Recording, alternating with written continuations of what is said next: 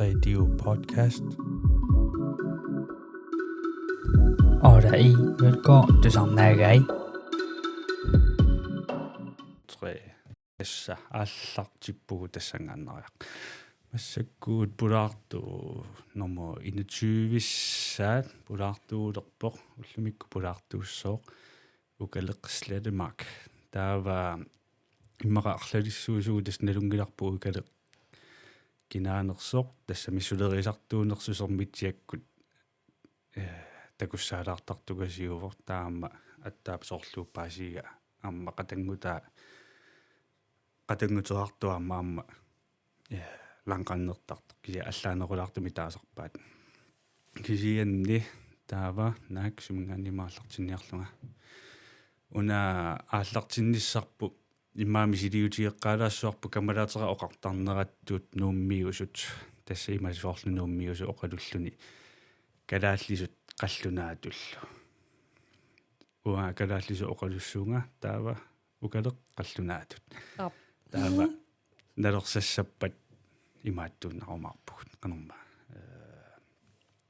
nutserut tassavara taamaangippat qallunaatunuukkiartuassuu imma aallartillualaariarlu atikilluarit qian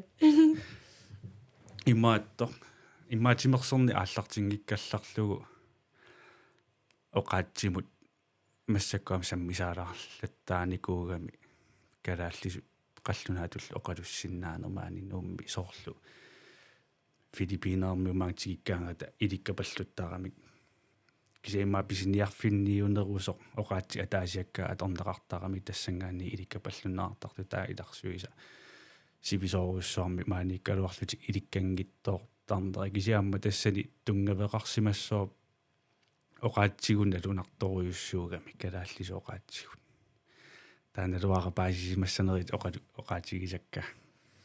Jeg forstod ikke alt. Jeg forstod noget af det. Ja, vi skulle bare lige, før vi begynder at snakke, hvad du har opnået og fra starten, så kan vi lige måske snakke om sproget grønlandsk. Jeg kan ikke grønlandsk. Altså, jeg vil gerne, og jeg føler, jeg forstår sådan temaet om, hvad du snakker om, og sådan det overordnede, men jeg forstår ikke detaljerne på det. Jeg kunne grønlandsk, da jeg var sådan 3 år måske, men så har vi flyttet meget frem og tilbage mellem Norge og Grønland, og min mor kan ikke rigtigt, fordi dengang så gik man i danske og grønlandske klasser. Hun blev sat i en dansk klasse, fordi at hendes forældre ville meget gerne have, at hun skulle have en uddannelse, så hun kan ikke, og min far er fra Norge. Og så tror jeg bare, at når vi har været væk, så har jeg sådan glemt det. Og så når vi flytter hertil, så lærte jeg det sådan lidt igen. Og jeg prøvede at lære det i skolen, men så har vi flyttet herfra igen. Og ja, det er bare svært. Ja, det kan jeg sagtens forstå. Hvis man ikke bruger den til hverdags, og så hvis man har ikke nogen, der bruger grønlandsk i din cirkel, eller sådan set der var grønlandsk sprog er også meget besværligt. Det er måske en af verdens besværligste sprog. Ja, altså bare sådan for at sammenligne. Jeg lærte tysk i gymnasiet i 2 år. 2 år. Og i grønlandsk har jeg prøvet at lære hele mit liv. Jeg kan mere tysk, end jeg kan grønlandsk. Når jeg snakker tysk, så kan jeg holde en samtale. Det kan jeg ikke på grønlandsk. Så det viser bare sådan lidt, hvor svært det faktisk er. Ja, så plejer vi også at tænke, hvorfor kan ham der personen ikke bare lære grønlandsk? Bla bla. Det er svært. Det er svært, ja. Hvis man vil lære det, så skal man gå all in. Ja.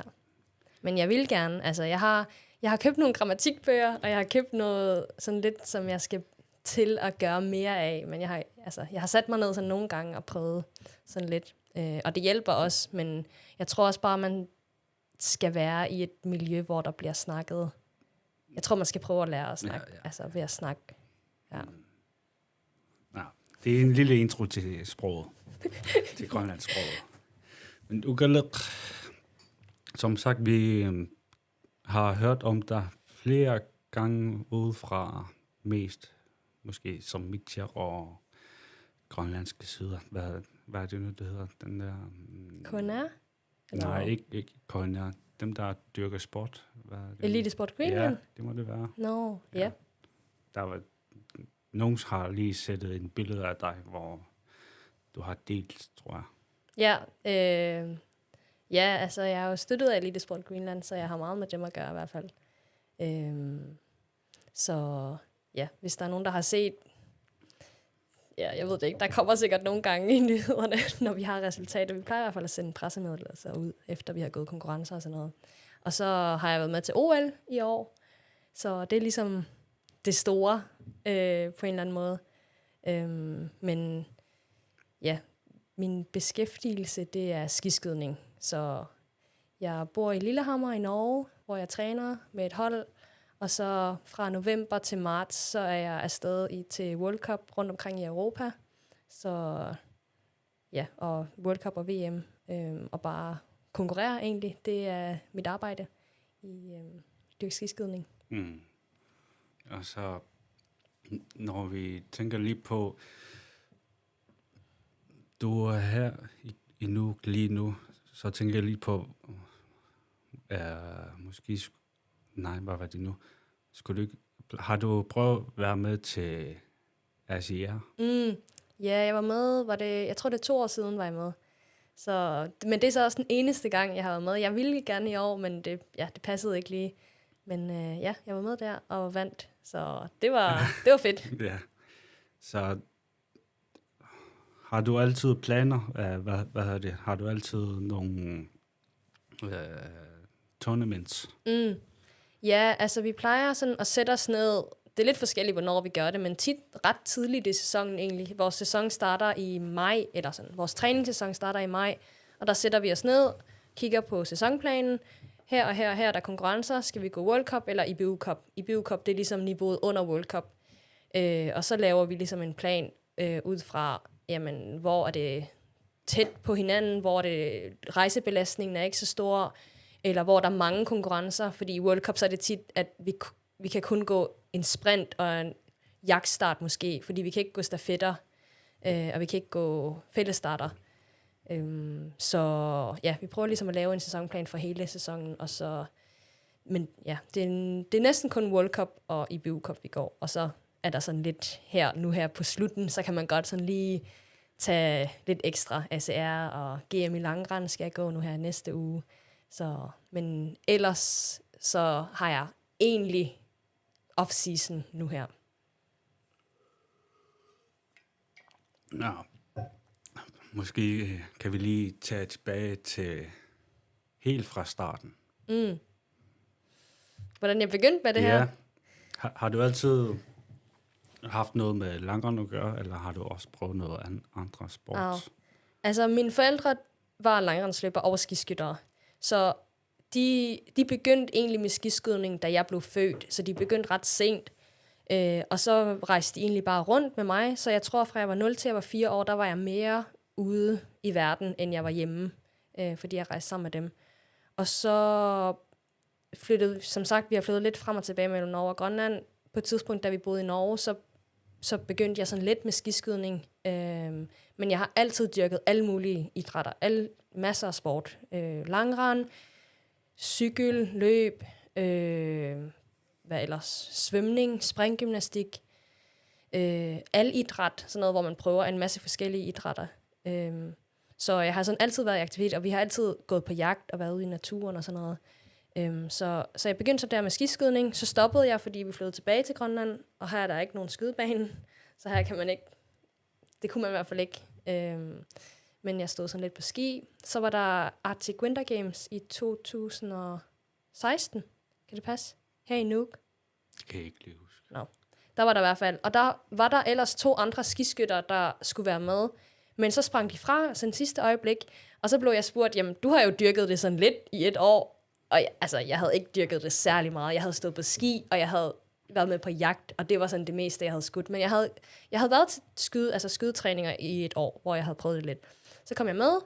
Vi fik lov til at træne lidt. Der kom en midlertidig skydebane op her ude ved Ringerbud. Så var jeg med til det, og vandt alle konkurrencerne. uden at egentlig være skiskytte overhovedet. Og der var jeg bare sådan, okay, shit, det har jeg faktisk lidt talent for. Det her kunne jeg godt tænke mig at gøre på et lidt mere seriøst niveau. Så vi søgte ind, eller min far anbefalede, at jeg skulle søge ind på NTG Jejlo, som er et gymnasie, sådan topidrætsgymnasie, hvor man kan stå på ski og gå i skole samtidig, og det er sådan ret tilpasset, så det er, der er rigtig mange af de store stjerner, der har gået der. Så jeg søgte ind og kom ikke ind, fordi jeg havde ikke gået nogen skiskydningskonkurrencer. Jeg havde gået AVG, og det var vitterligt det eneste, jeg havde gået. Jeg havde gået en lille smule IBU Junior Cup, men det kan man ikke sådan rigtig sammenligne med de norske konkurrencer. Så jeg kom ikke ind, og så var jeg sådan, nå shit, så må jeg gøre noget andet.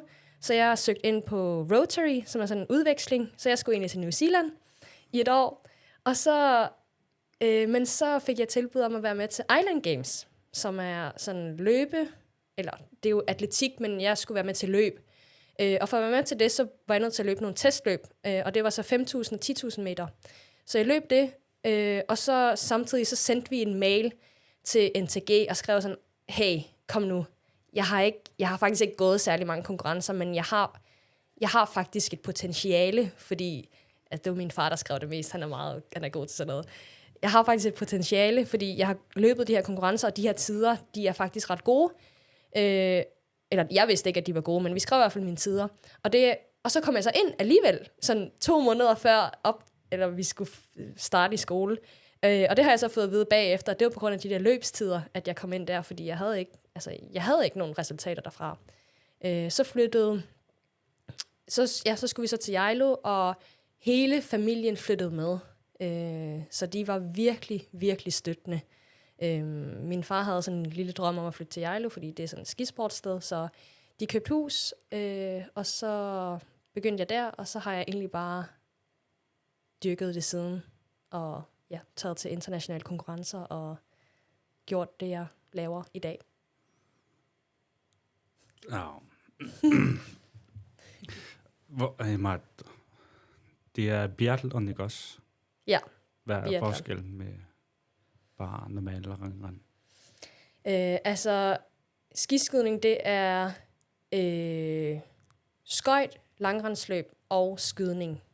Så vi går en eller anden distance rundt i en løjpe, så kommer vi ind på en skydebane, og så skyder vi 5 skud på 50 meter med kaliber 22, kaliber 0,22. Og så går man strafrunder, eller man får tillægstid, og så går man videre i løjpen. Og det er kun skøjt, langrend skøjt. Så vi har nogle forskellige distancer. Vi har sprint, jagtstart, fællesstart, individuel og stafetter. Så det er forskellen. Det er meget federe end langrend. For alle dem, der kender langrend, så det er 1000 gange sjovere. Og det har mange flere, det er meget større internationalt også. Der er mange flere tilskuere og tv, altså dem, der kigger på os. Så ja, det er en fed sport. Jeg har kun prøvet langrend til klassisk. Det er kun... Ja. Når man ikke bevæger benene. Ja, man går bare i et spor med smøring under. Men vi går så den anden version af... Hvad er det nu, det hedder? Skøjt. Skøjt. Så det er, hvis du har set nogen, der er ude at gå på skøjter, så er det den bevægelse, man gør med benene. Ja. Jeg kunne ikke skøjt. Jeg kunne kun det der klassisk. Ja, det er sjovt for mig. Skøjt er mere teknisk. Ja. Det er meget teknisk også. Ja. Også med skydning. Det er også meget... Skydning er meget mentalt. Også meget teknisk. Det har rigtig meget at sige, hvad for en position man har. Så vi bruger rigtig meget tid på at tilpasse våbnet. Det er nærmest det eneste, vi laver fra maj til juni. Hvor jeg kan ikke skyde med... Hvis du har et skiskydningsvåben, så kan jeg kan ikke skyde med dit våben. Så kan jeg overhovedet ikke ramme. Så det bruger vi meget tid på, og så er det meget... det her bliver måske lidt for skydeteknisk, men vi bruger meget tid på indføring, som er den bevægelse, man bruger ind i blinken. Vi bruger meget tid på aftræk, hvor mange gram man har på aftrækkeren. Vores gevær, der skyder man på eller der er det 500 gram, så man skal ligesom prøve at lægge så tæt som muligt på 500 gram, fordi så får man et godt skud. Og så bruger vi tid på pust ind til skydning. Men alle de her ting, alle de her tekniske ting og basisfærdigheder, det nytter ikke noget, hvis man ikke er stærk mentalt. Det ser man på de allerbedste i verden. Hvis, altså, alle har selvfølgelig gode basisfærdigheder, men de rammer alligevel ved siden af. Så det kræver ret meget sådan mental tilstedeværelse i forhold til for eksempel, når man står på langrend, fordi hvis man mister fokus i 5 sekunder på langrend, så gør det ikke så meget, fordi man er stadigvæk i en retning, hvis det giver mening. Mens hvis man mister fokus på skydning i 5 sekunder, så har man lige pludselig misset 2 skud, og får 2 gange 25 ekstra sekunder i strafrunden. Så det er det, jeg synes er fedt med sporten. Det er, at man har ligesom en del af det, der er meget fysisk, og hård, altså det gør ondt på kroppen. Og selvfølgelig også er mentalt, men det handler om udholdenhed, og så har du en del, der er meget mentalt. Og du skal ligesom gå fra at have fuldstændig adrenalin i 100 til at få rodet dig ned og slappet af og være 100% til stede her nu. Ja, det er det, jeg synes er fedt med skiskydning. Hvad er hårdere? At være fysisk, eller at prøve at få pulsen ned? Hvad er hårdere? Altså, på en måde så... Jeg ved det ikke. Ja, det er hårdt på hver sin måde, fordi at når du går på ski, så du skal kunne grave så dybt. Altså, det gør så ondt til sidst. Og det er bare sådan, det bliver aldrig bedre. Lige meget hvor god form du er, så skal du stadigvæk presse dig til dit aller yderste. Og det brænder i lungerne, og det brænder i alle muskler, og du har lyst til at bare stoppe, men du skal komme til mål. Det er det, der er hårdt ved det at være at stå på ski. Og også, ja, der er også en masse tekniske ting selvfølgelig, men på skydning, så er det er så kort tid, at du skal være til stede, og det er så irriterende at ramme forbi. Det er, man tror hver eneste gang, at man er forberedt, og at man nok skal klare det den her gang, og så alligevel, så bliver man overrasket over, hvor svært det er.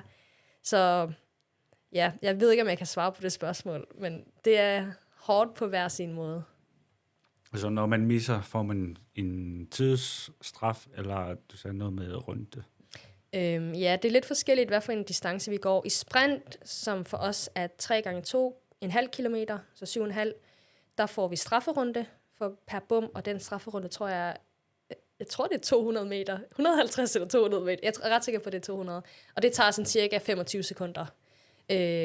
I massestart, som er 12,5 kilometer, der får vi også strafferunde. I jagtstart får vi strafferunde. Og i individuel, som for os er 15 kilometer, som er, hvad bliver det? 5 gange 3 kilometer, der får vi tidsstraf. Så der får vi 1 minut tillæg per bum. Så der har skydningen mere at sige, for eksempel, end i de andre distancer. Og så i stafetter, der er det sådan lidt anderledes. Der får man, altså man skyder de der 5 skud. Vi har 5 skud i magasinet, men så har vi også 3 ekstra skud. Så hvis man misser, så tager man et ekstra skud ind, og der har man så 3 chancer. Og hvis man så stadigvæk ikke har fyldt de 5 blinke, så skal man ud og gå strafferunde. Så den er sådan lidt anderledes igen.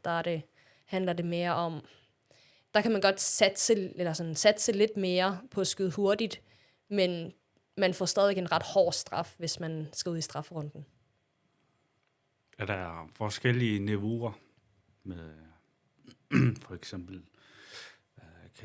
ude i badminton har der, ja, det kan jeg ikke lige huske, jeg har dyrket lidt badminton, og der var forskellige niveauer, hvor man dyster mod hinanden i små grupper. For eksempel, hvis man spiller fodbold, så har man championship, og så kan man tage op til oprykning til Premier League noget hårdere.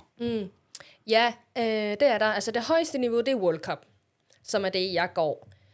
Så har du selvfølgelig VM, som er et mesterskab, og så har du OL, som er det største, du kan være med til.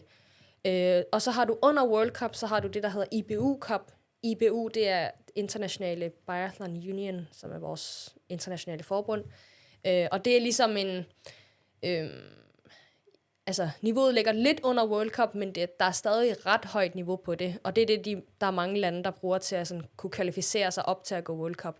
Og man skal også have, for at kunne gå World Cup, så skal man også have et vist antal IBU-punkter. Så nogle gange, hvis man har gået dårligt, så er man ikke rekvalificeret, så skal man gå IBU Cup igen, for eksempel. Og så under IBU Cup, så på junior-niveau, så har du IBU Junior Cup og Junior VM. Og så har vi også noget, der hedder Regional Cup, men det er sådan lidt mere for at rekruttere. Så det har de i mange forskellige lande. Og så, da jeg boede i Norge, det første år, da jeg gik på NTG, så gik jeg mest det, der hedder Norges Cup, som bare er en national cup i Norge. Men ja, jeg går mest World Cup og lidt IBU Cup. Så hvad var det første,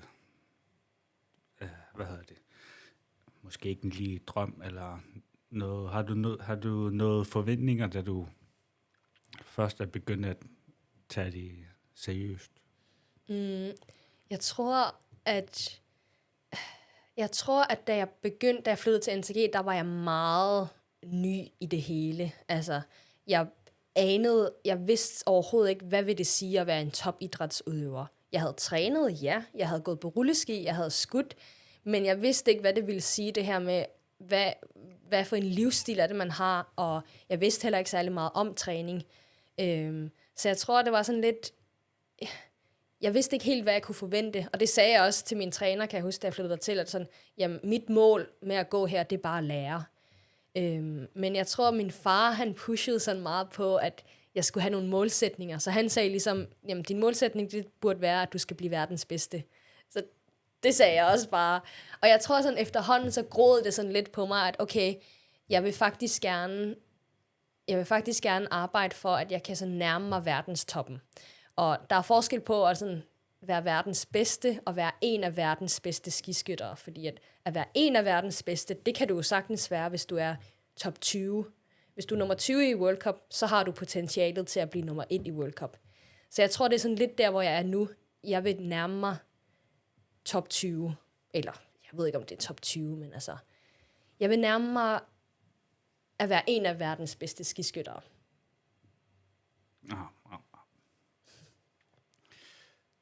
Kan du huske den dag, måske du følte, at du kan være en af det meget, du kan være i dit topniveau? Altså, det første år, jeg gik på NTG, der vandt jeg den første konkurrence, jeg var med til, som var en rulleski-konkurrence. Jeg vandt den første Norges Cup, jeg vandt den anden Norges Cup, jeg vandt næsten alle Norges Cup'ene, eller kom på anden plads. Og så vandt jeg så også den totale samlede cup. Og jeg blev nummer 10 til junior-VM. Og så blev jeg nummer 4 til junior-VM. Og der slog jeg Elvira Øberg, som i dag er en af verdens bedste skiskyttere. Og så jeg havde egentlig en virkelig, virkelig stejl kurve helt i starten der. Og jeg tror ikke, det gik sådan helt op for mig, hvor stort det egentlig var. Men der var jeg allerede sådan, okay, hvis jeg er så god allerede, så kan jeg da sagtens blive god på en eller anden måde. Så jeg tror, jeg havde ret høje målsætninger helt fra starten af, uden egentlig at være særlig sådan erfaren. Og så, ja, året efter, så var det allerede året efter? Ja. Det andet år, jeg egentlig dyrkede skiskydning sådan seriøst, så blev jeg junior verdensmester. Og der er det klart, at når man vinder sådan en titel, så er alt muligt i ens hoved i hvert fald. Jeg tror, det er den første medalje. Nu skal jeg passe på, hvad jeg siger, men jeg er ret sikker på, at det er den første medalje, Grønland nogensinde har i et verdensmesterskab. Så det var ret stort. Og så jeg har så den der overgang til seniorniveau, den har ikke skudt fart. Så jeg har haft nogle år, hvor jeg sådan er stagneret lidt. Men for, jeg tror det var 3 år siden, der blev jeg nummer 21 på den individuelle i en World Cup. Og det var ret stort. Altså jeg vil ikke sige, at jeg overpræsterede, fordi jeg var i virkelig god form, og jeg ramte 20.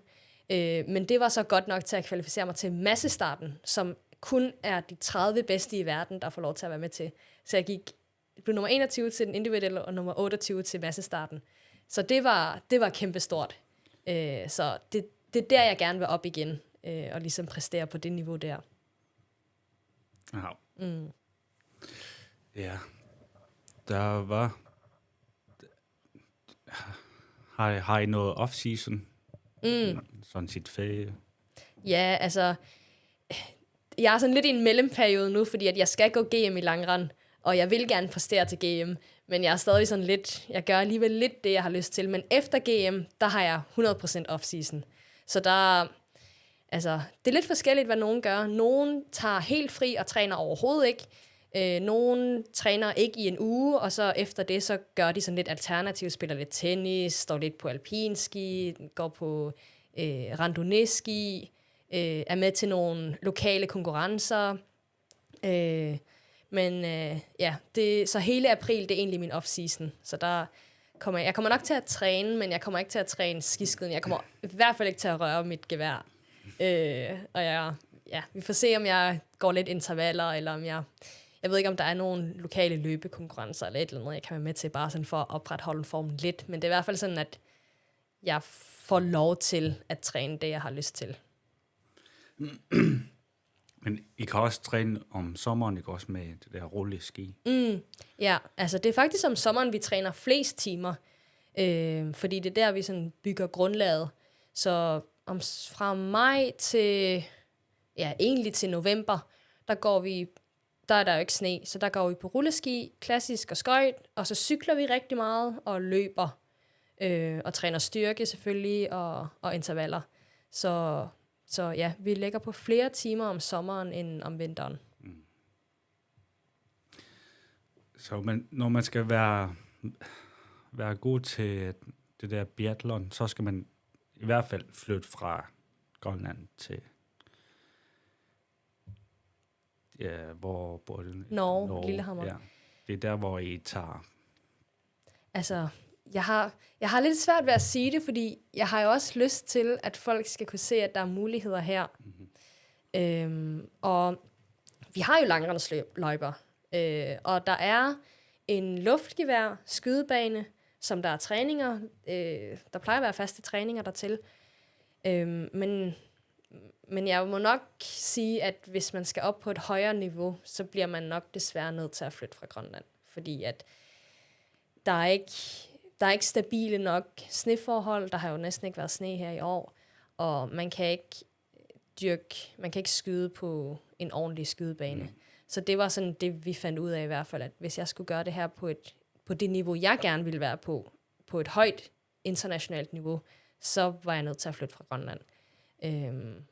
Og så tror jeg også, det er noget med at opsøge nogle andre miljøer også, fordi at, altså, det var en kæmpe omvæltning for mig, da vi flyttede til Jejlo, og jeg begyndte på NTG. Altså det idrætsmiljø, der var der, det er noget helt andet end her. Her, der er mange, der dyrker sport, og der er mange, der står på ski og løber og sådan noget, men det er nok ikke, altså i hvert fald den træning, jeg lavede, det var ikke så struktureret. Jeg gik mest til min far, så spurgte jeg, far, hvad skal jeg træne i dag? Og så fortalte han mig, hvad jeg skal træne i dag. Men når jeg begyndte på NTG, så begyndte vi at få træningsplaner, for en hel måned ad gangen, hvor vi fik at vide, okay, den og den dag, der har vi fællestræninger, så er der interval tirsdag og torsdag, og så i weekenden, så skal du træne på egen hånd, og der skal du træne det og det og det. Og så efterhånden, så bliver man sådan mere og mere selvstændig, så laver man sine egne træningsplaner.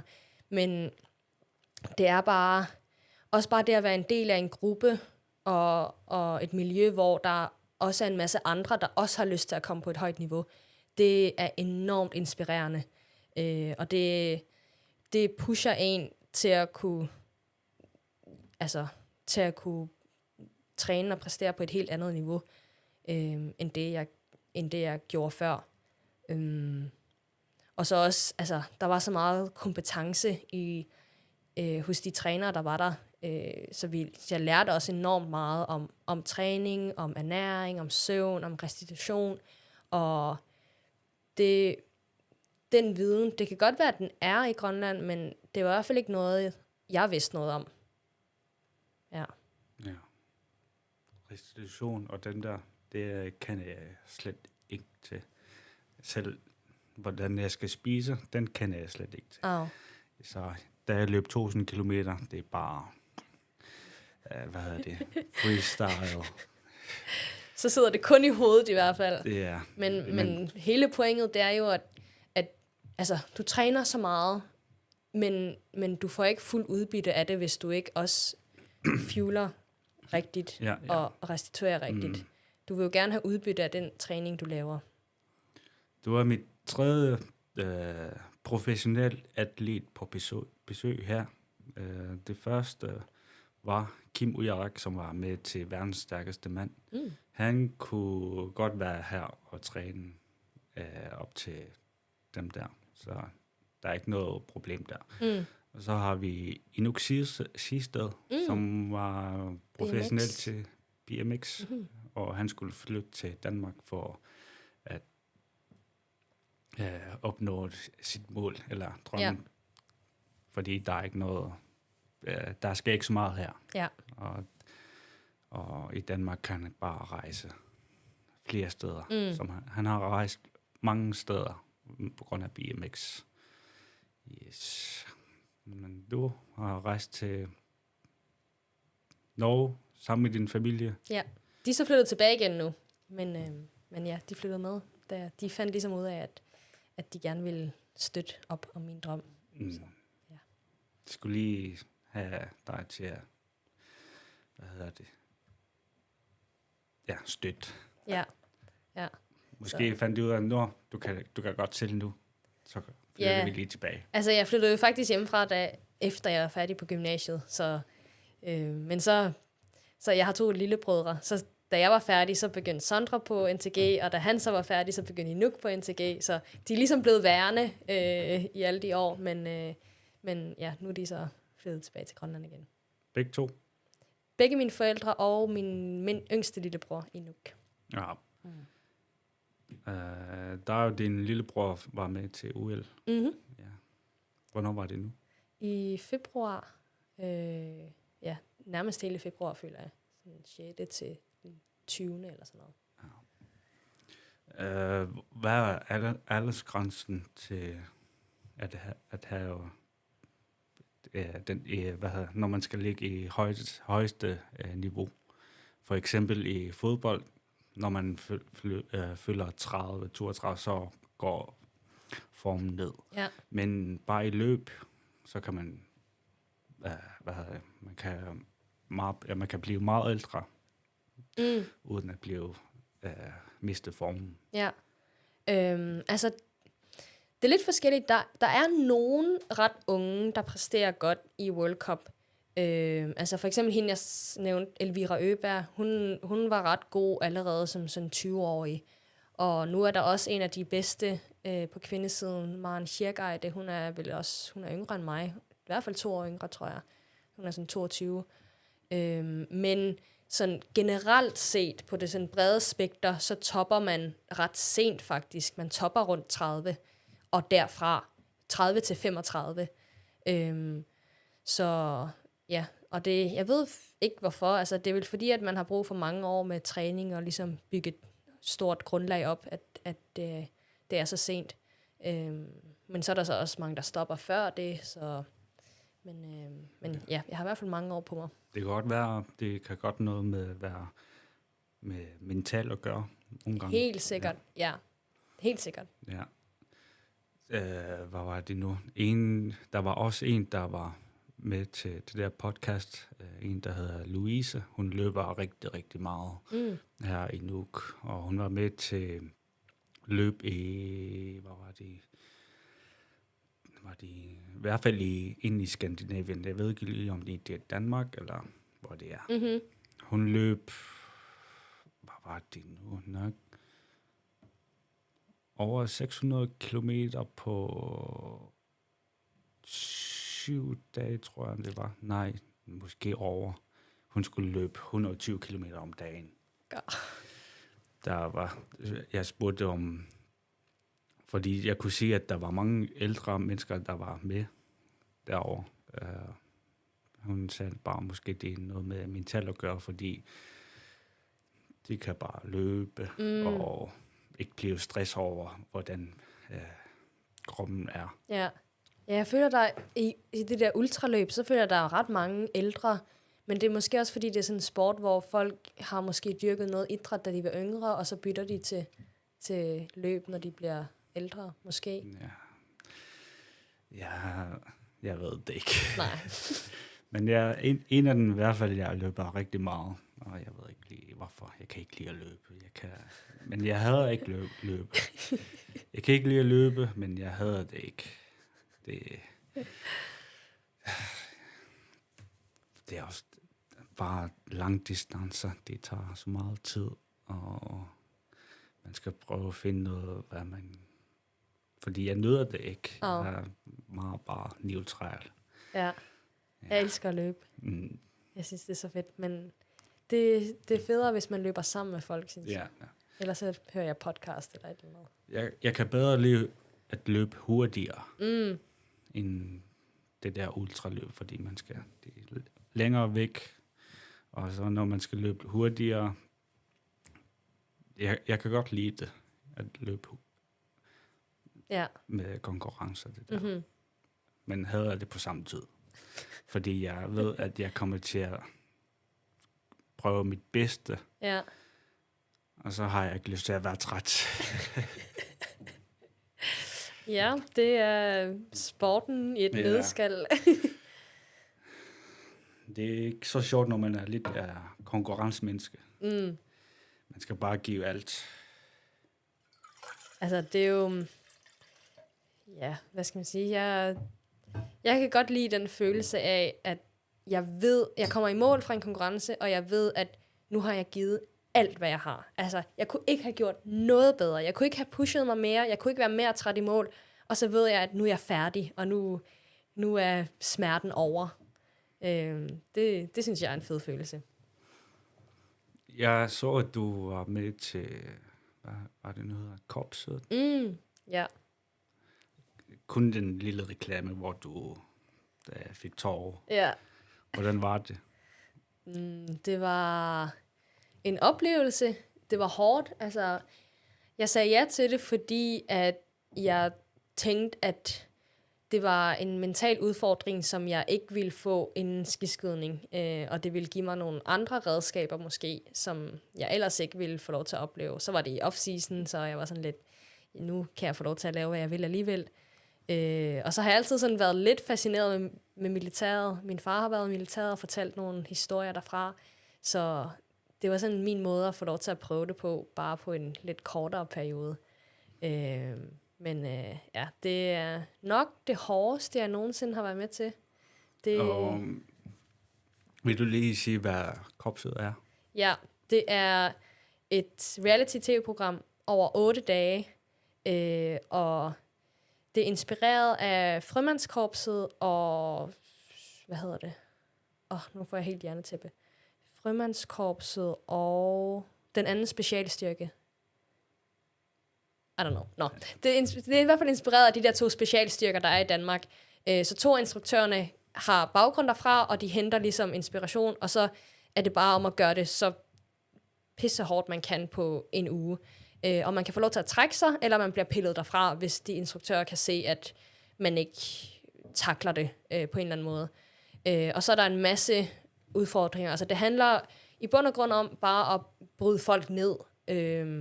Gøre dem så fysisk udmattet, man kan, og så bagefter så mentalt udmattet, man kan. Så man får næsten ikke noget søvn. Jeg tror, det var 5 timer om natten eller sådan noget. Og det ser man faktisk ikke på tv, så det er jeg lidt irriteret over, at de ikke viser, at vi ikke får søvn. Og vi får næsten ikke noget mad. Jeg tror, den første dag, der fik vi 1 bouillonterning eller sådan noget.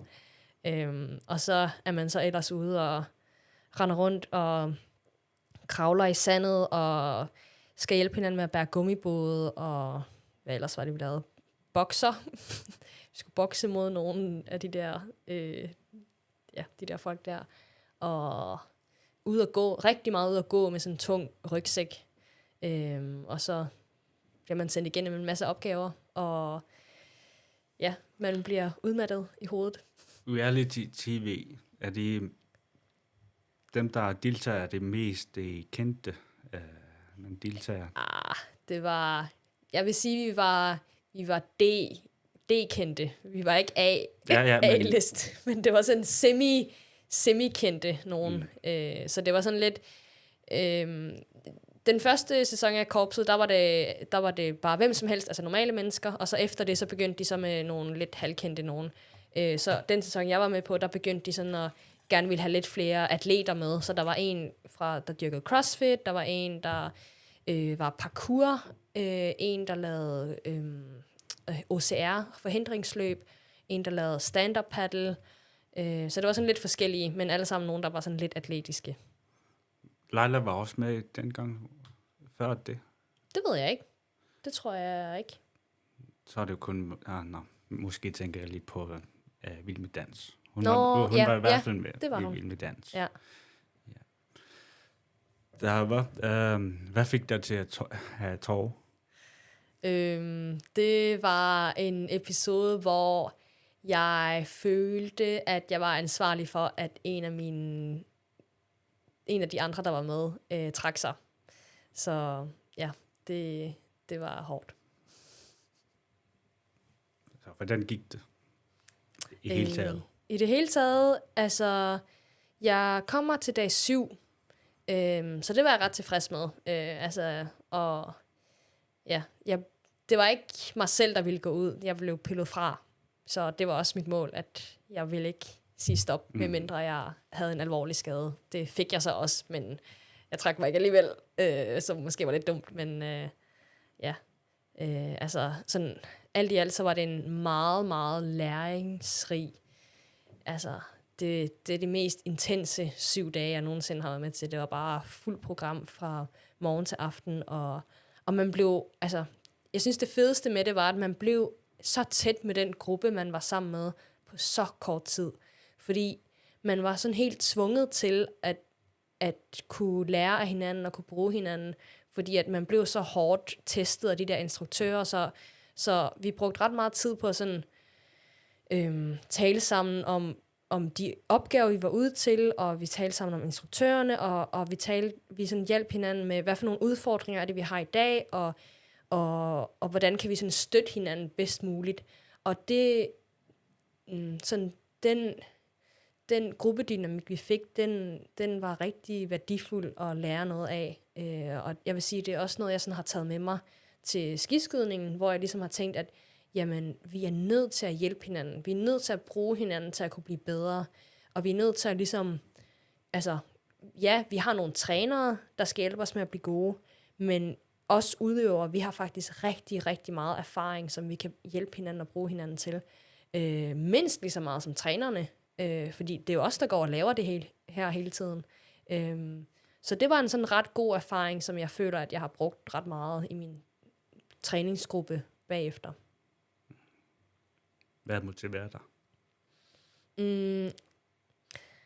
Jeg tror, at jeg bliver rigtig drevet af at se udvikling.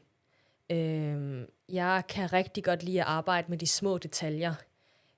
Og det kan både være en styrke og en negativ ting på nogle områder, men jeg kan rigtig godt lide at ligesom, jeg kommer til en træning, og jeg har nogle klare mål. På den her træning, der skal jeg blive bedre til, for eksempel at tage stavene længere op, når jeg står på ski. Fordi det er en udfordring, jeg har haft. Når jeg går hårdt, så bliver jeg træt, og så tager jeg dem længere og længere ned. Så når jeg kommer på træning, så skal jeg lære det her. Så går jeg på det, terper på det i 2 timer, og kan mærke, at det hjælper. Jeg går hurtigere. Jeg får mere kraft af det.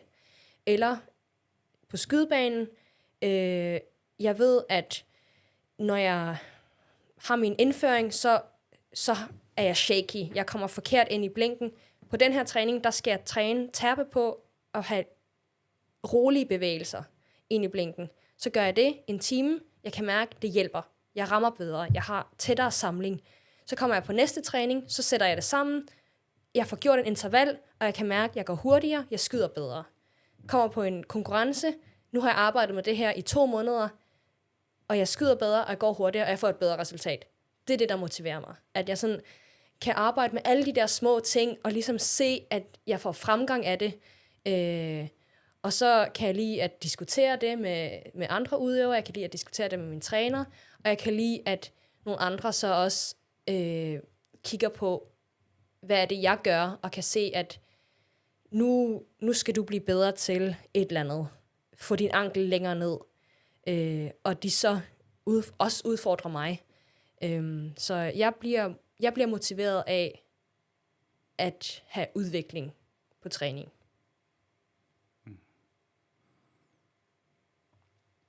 Har du haft noget skader? Jeg føler, jeg har sluppet sådan ret godt ifra, faktisk.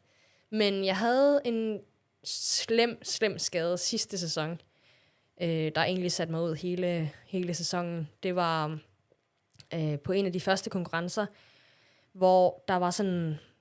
Det var iset, så der var is under, og så var der et tyndt snelag over. Og så hægtede jeg min ski, og jeg kørte nedover i 60 km i timen eller sådan noget. Hægtede min ski og kørte med hovedet først gennem nettet. Jeg knækkede begge mine stave, begge mine bindinge, mit våben, og slog benet eller låret imod isen. Og så på en eller anden måde må jeg også have vredet mit knæ, fordi at, jeg fatter egentlig ikke, hvordan jeg ikke slog mig værre, men jeg slog mig ret hårdt. Og der fik jeg at vide af alle rundt mig, at du er tilbage om 5 dage. Og jeg tænkte bare, det er jeg ikke, fordi jeg har aldrig været i så meget smerte, som jeg er nu. Så det var jeg så heller ikke. Jeg kunne ikke gå, jeg kunne næsten ikke sove, fordi jeg havde så ondt.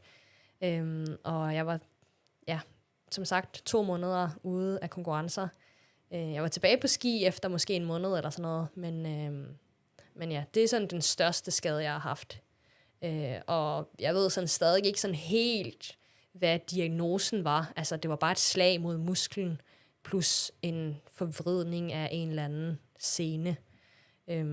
Men ja, det var hårdt at komme igennem. Ja. Hvordan var det mentalt? Altså, helt i starten, der var jeg sådan...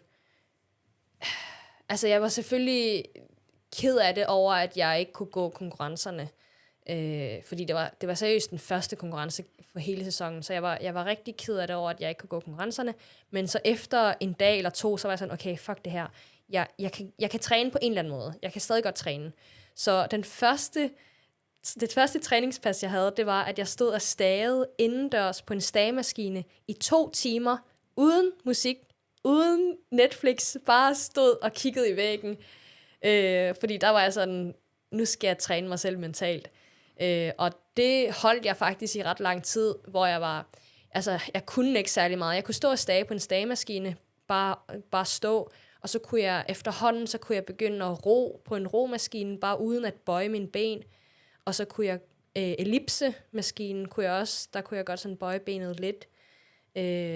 Og jeg kunne træne styrke. Så i sådan 14 dage, eller 10-14 dage, der trænede jeg totalt 4 timer indendørs, enten på stagemaskine, ellipsemaskine eller romaskine. Så der var jeg ret locked in, vil jeg sige. Så fik jeg så corona, og det knækkede mig sådan lidt mentalt egentlig. Så det tog sgu lidt lang tid at komme tilbage efter det. Men ja, jeg er ret stolt over, hvordan jeg sådan taklede det der i starten i hvert fald. Men ja, det var svært også, fordi at så efterhånden så tog min lillebror på konkurrencer, og alle mine venner tog afsted på konkurrencer, og jeg trænede bare alene i mørket i Lillehammer, og kunne ikke særlig meget. Altså jeg kunne heller ikke, i lang tid så kunne jeg slet ikke skyde, fordi jeg kunne ikke lægge mig ned med mit knæ, og jeg kunne heller ikke rigtig stå og skyde, fordi jeg kunne ikke sådan rette mit knæ helt ud. Så det tog lang tid, før jeg sådan var tilbage i en normal rytme.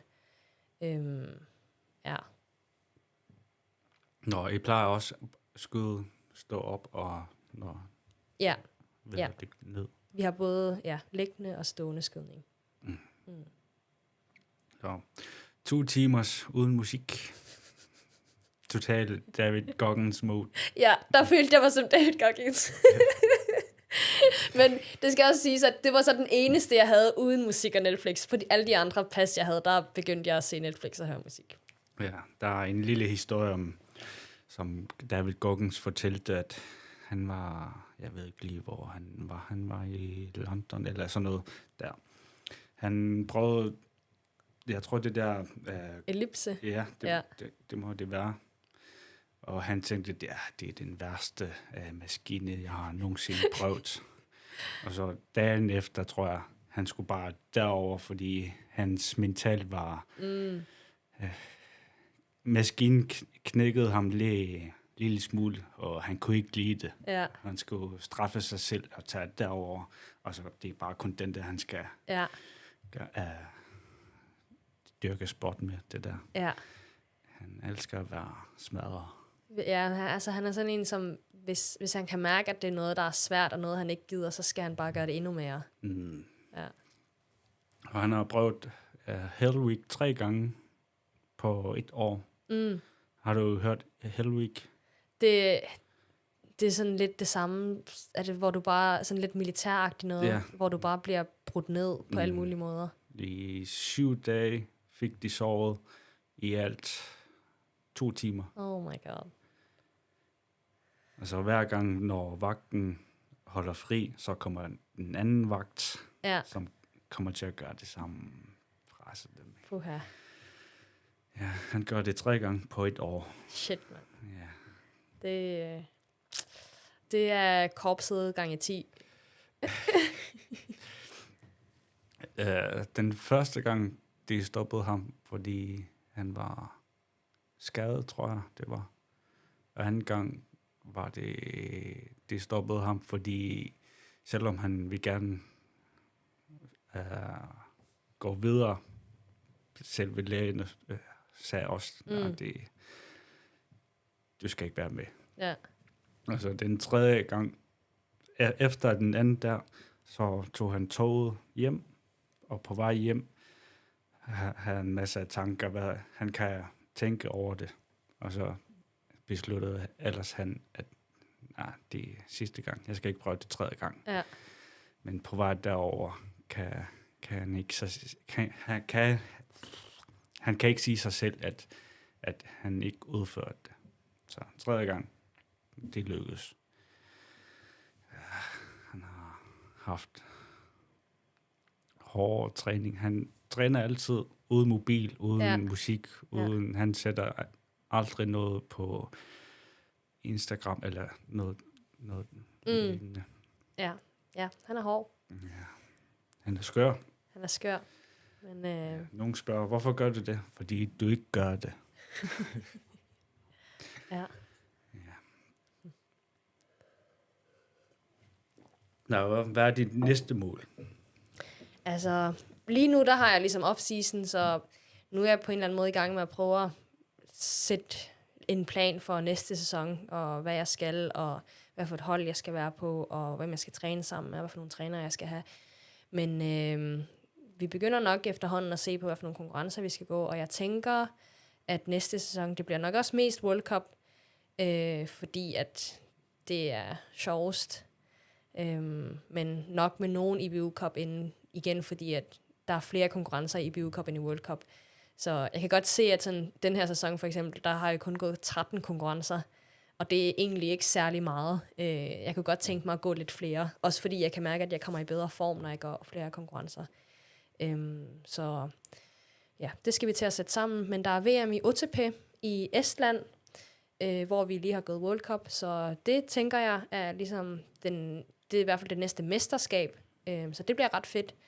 Og så så ellers så handler det ligesom om at prøve at hæve sig på resultatlisten, gøre det lidt bedre, end man har gjort det sidst. Jeg er ikke særlig tilfreds med, hvordan jeg har den her sæson, og heller ikke.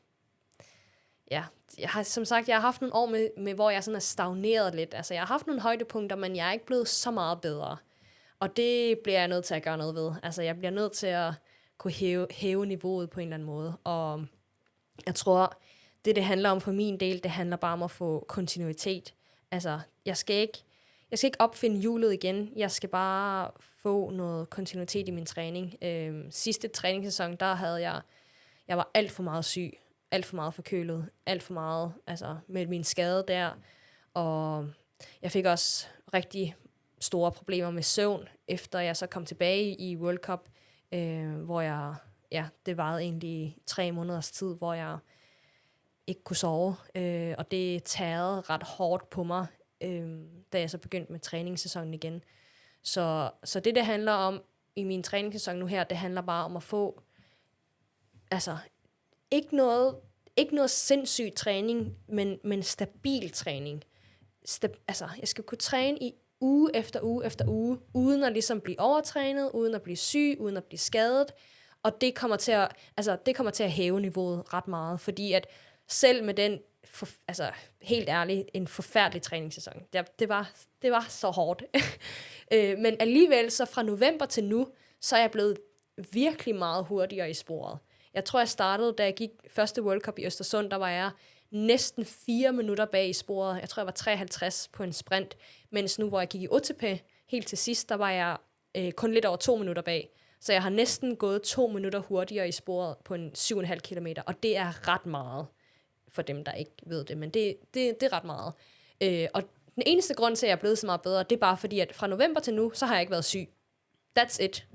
Jeg har trænet med kontinuitet, jeg har sovet godt om natten, jeg har gjort de træningspas, jeg skulle, og mere skulle der ikke til. Så jeg tænker også bare sådan, når jeg kan forbedre mig så meget på de måneder, jamen, så kan jeg faktisk blive ret god på et år med træning, hvor jeg får trænet almindeligt. Så det er ligesom målet for den kommende sæson. For at træne med kontinuitet og for at forbedre mine resultater ud fra det. Mm. Tror du kan blive nummer 1 en dag? Det er findes der et dansk ord for det? Hårdt mål. Kan man godt sige det? Hårdt mål. Det er et mål, der er sådan, det er kæmpestort. Men jeg tror, det er det, alle drømmer om på en eller anden måde.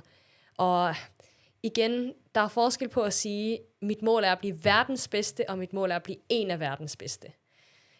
Og jeg tror, at sådan, ja, selvfølgelig kan man blive nummer 1. Hvis hvem som helst anden i World Cup'en kan, så kan jeg da også. Men jeg tror bare sådan, at det er også på en eller anden måde et resultatmål, der afhænger af rigtig, rigtig mange faktorer. Og det afhænger af, hvordan skiskydning som sport kommer til at udvikle sig. Det handler om, hvordan mine konkurrenter kommer til at gøre det. Så for mig, så tror jeg bare, at hvis jeg ligesom hele tiden kan have den der udvikling, som jeg snakkede om. Jeg vil gerne have udvikling. Jeg vil gerne blive bedre. Jeg vil gerne pushe mig selv. Hvis jeg hele tiden kan have lidt fremgang, så er det det, der giver mig glæde, og det, der giver mig motivation til at kunne fortsætte med det her. Og om man kan blive nummer 1, det er svært at sige, men jeg vil gerne kunne prøve at se, jeg har lyst til, det er at fortsætte med den her sport, så lang tid jeg kan se, at jeg har udvikling, og så lang tid jeg ligesom har troen på, at jeg kan blive nummer 1. Den dag, jeg ser, at nu har jeg ikke fremgang, nu har jeg ikke glæde ved det her, nu har jeg ikke motivation, der kommer jeg til at stoppe. Men så længe jeg ligesom kan se, at det her er noget, jeg har troen på, så vil jeg gerne det her. Men ja, udvikling. Det er det, der styrer mig. Michael Phelps, kender du ham? Mm-hmm. Han trænede hver eneste dag i flere år. Ja. Uden eneste pause. Uden eneste, hvad var det nu? 3 eller mere år. Ja. Ingen pauser. Og ham, kender du Khabib? Ham der er med til UFC. Kender du ham? Nej. Men det er russisk, tror jeg det var. Det kommer fra Rusland, eller deromkring. Og han siger, at fordi der er mange, der siger, at man skal have disciplin. Og han sagde til en journalist, tror jeg det var, at nogle gange er disciplin ikke nok. Nogle gange skal man sacrifice, hvis man ikke vil gerne være i den mest top sted. Fordi disciplin er ikke god nok nogle gange. Så det er derfor, de tager afsted til en bestemt sted, hvor de er isoleret, og sådan set ingen telefon og ingen connection til familierne. Det er kun træning hele dagen. Og dem, der er topatleter til martial arts, lige nu er han træner, og de kan ikke lide Khabib, fordi han er for hård. De sveder, og træneren er fuldstændig ligeglad med, hvordan de har det. De skal bare træne hårdt. Og de siger sig bare sig selv, de er altid i topniveau, de vinder altid, de taber ikke så meget, eller de taber overhovedet ikke, sådan set. De vinder altid, fordi hvad kan man sige det? De offrer alt. Ja, de offrer alt. Men altså, jeg tror, man kan... Altså, nogle mennesker er selvfølgelig sindssyge, og kan gøre det her, altså kan gøre det på den måde i årevis. Jeg tror godt, man kan gøre det i nogle, jeg ved ikke hvor lang tid, nogle måneder, op til et mesterskab, op til OL for eksempel. Men min filosofi er, at man skal også have glæde i det, man gør. Og man skal kunne leve et liv i topidrætten, der er bæredygtigt, og man kan blive ved med i mange år. Og mennesker er ikke maskiner. Altså, hvis man var, det ville være virkelig fedt, hvis man kunne vågne op hver eneste dag, tage på træning, gøre et træningspas helt perfekt, med perfekt intensitetszone, med perfekt ernæring, kom hjem, spise, gå i bad, sove 1,5 time, spise, ud på træning, gennemføre den perfekt, hjem, spise, sove, 9 timer med 100 søvnskår. Det ville være dejligt, hvis man bare kunne gøre det. Det er da også det, jeg prøver på, men man skal altså også bare have noget glæde ved det, man gør. Og nogle gange, så kan jeg mærke, at jeg også skal gøre nogle ting, der ikke handler om idræt, for det første for at kunne præstere i min idræt, fordi jeg skal have motivation til at kunne gøre det, jeg gør. Jeg skal have noget glæde, men ikke nødvendigvis kun fordi, at jeg skal kunne præstere, men bare fordi, jeg skal have det godt. Og det må da være det vigtigste. Altså, at have det godt som menneske. Jeg hører rigtig mange, der snakker om, at man skal have noget, altså faktisk en stor del af at være topidrætsudøver, det er at have noget afkobling. Man skal også kunne gøre noget andet. Så det er derfor, der er i hvert fald mange af dem, jeg kender, der så studerer de lidt ved siden af, eller de er gode til noget kreativt. Der er mange, der strikker, for eksempel. Det giver noget afkobling. Eller lægger puslespil, eller spiller kortspil med hinanden, eller laver mad sammen. Og det handler om det der med, at hvis du går og tænker og kværner i topidræt og træning og sport hele tiden, så bliver du sindssyg. Men også fordi, at lige så snart du så ikke har topidrætten, jamen hvad er du så? Hvem er du så? Da jeg blev skadet i vinter, der havde jeg faktisk ikke rigtig noget andet ved siden af. Og der... Ja, altså, der gik jeg altså også lidt ned med nakken, fordi at jeg var ikke så meget andet ud over en idrætsudøver. Og det tror jeg, at jeg sådan sagte, men sikkert er blevet lidt mere bevidst på, fordi at det sker. Altså, man selvfølgelig prøver man at ikke blive skadet, og man prøver at ikke blive syg og alt det der, men det kommer til at ske på et eller andet tidspunkt.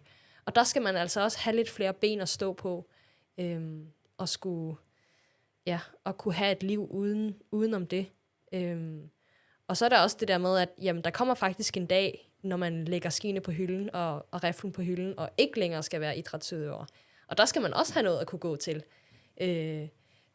Og det er ikke bare sådan lige at få et job som træner. Altså, der er mange, der ikke... Altså, selvfølgelig vil man gerne det, hvis man kunne, Men det er også en god idé at ligesom have nogle flere ben at stå på, og have noget udenom, som man også kan falde tilbage på, når ting bliver svære. Ja. Du elsker hvad du laver? Jeg elsker det i perioder. Ej, stort set, så føler jeg mig enormt privilegeret, som får lov til at gøre det her. Altså, helt ærligt, mit arbejde er at træne og være ude i naturen og løbe og altså, rejse rundt i verden og konkurrere. Det er jo det, altså, når man ser det så udenfra i hvert fald, så virker det som det fedeste i verden. Og igen, jeg elsker at udvikle mig. Jeg elsker det miljø, jeg er i. Det er et enormt inspirerende miljø. Jeg har rigtig mange gode venner inden skiskydning. Men det er selvfølgelig også hårdt. Altså, det er hårdt, når man ikke når de mål, man har sat sig. Det er der, det bliver svært. Og det er også sådan lidt, vi bliver jo målt meget i vores præstationer. Hvis du er læge, så har det ingenting at sige, om du er nummer 1 læge i verden, eller om du er nummer 48 læge i verden. Hvis du gør dit job, og hvis du helbreder nogle patienter, så har du succes. Altså, så er du en god læge. Som idrætsudøver, så vil du altid blive målt på, hvad for en placering er det, du har på en resultatliste. Og du bliver altid spurgt om, hvad er din mål? Hvad for en placering vil du gerne komme på? Og hvis du ikke kan nå den placering, så har du ikke succes. Og altså, det er meget hårdt sagt, og jeg prøver at ikke have den tankegang. Altså, jeg prøver virkelig at prøve at måle succes på lidt flere måder, end kun et tal på en resultatliste. Jeg kigger på skydetid, træfprocent, pacing, hvordan jeg har løst forskellige opgaver i løbet, hvordan jeg har gået med teknisk, har jeg nogle andre parametre, der ikke kun handler om den placering. Fordi at hvis man bliver alt for ophængt i den placering, så bliver man skuffet 90% af gangene, og tilfreds 10%. Og det kan ikke betale sig at gå og være skuffet over hver eneste løb, man har gået. Det fandt jeg ud af der for 2 sæsoner siden. Altså, det nytter simpelthen ikke, fordi så går du bare og føler dig som en, altså en fejl hele tiden. Og det kan du ikke. Det er ikke bæredygtigt. Så man bliver nødt til at finde nogle andre parametre, som man også kan ligesom måle udvikling på. Og de 2 sidste sæsoner har jeg haft udvikling på nogle områder. Jeg har fået nogle gode resultater, og nogle ikke så gode resultater, men stort set, så kan jeg alligevel godt sidde med mig selv og sige, jamen, jeg har haft noget udvikling, og jeg har opnået det her, og det her, og det her, og det her, og derfor har jeg haft succes. Og derfor kan jeg være tilfreds med min sæson alligevel, og derfor har jeg motivation til at fortsætte. Og det tror jeg er ret vigtigt, at man kan ligesom i sidste ende sidde med sig selv og føle, at det, man gør, er værdifuldt og giver mening, og at man har succes. Mm. Ja. Der var sivikit tuaqqamik pausi аллартеққиппуут таава эққартуккаамарлалерамик hvordan er din livsstil? Altså, jeg vil sige, at hele mit liv handler om sporten. Så min hverdag, det er, at jeg vågner, jeg spiser, jeg tager ud på træning 8:30, tit 8 eller 8:30, plejer vi at have fællestræning, eller for mig selv. Træner, måske kommer lidt an på, men 2 til 3 timer, i hvert fald om sommeren, kommer hjem, spiser, går i bad, sover 1,5 time, og så kan jeg godt have lidt tid til at lave et eller andet, jeg godt kan lide. Altså lidt kunst, eller på et tidspunkt, så skulle jeg jo lære grønlandsk, så der var jeg jo fuld gang med det. Og så er det ud igen tit ved 4-tiden, spiser lidt først, ud igen, måske i 1,5 til 2 timer igen, og så hjem, aftensmad, og så kigger jeg på fjernsyn hele aftenen tit, eller læser, eller et eller andet, og så i seng. Så Det er i hvert fald sådan den ideelle hverdag, og så selvfølgelig nogle gange har man et eller andet andre ting, man skal, men det er sådan set det. Bor på Lillehammer, træner med et hold, der hedder Team Konsto. Det er i hvert fald det, jeg har trænet med i år. Og der er vi på træningssamling en uge om måneden cirka, hvor vi så er et eller andet sted i Norge. Beitostølen, eller Gautefall, eller hvor ellers har vi været? Os. Ja, rundt omkring skisteder i Norge. Og der er det endnu mere, altså, der handler det endnu mere kun om sporten. Men altså, ja, det fylder meget. Det er ligesom min hovedbeskæftigelse. Så jeg har endnu ikke fuldført et studie, eller det passer ikke, jeg har et års studie i mad, ernæring og helse, men det var fuldstændig online. Så jeg har ligesom ikke oplevet den der studie hver dag, bortset fra da jeg gik i gymnasiet. Har ikke sådan noget fast arbejde, jeg går til. Det er skiskydning, der er mit arbejde, og det er det, jeg tjener penge på. Altså, ja, nu tjener penge. Det går i hvert fald rundt. Men ja.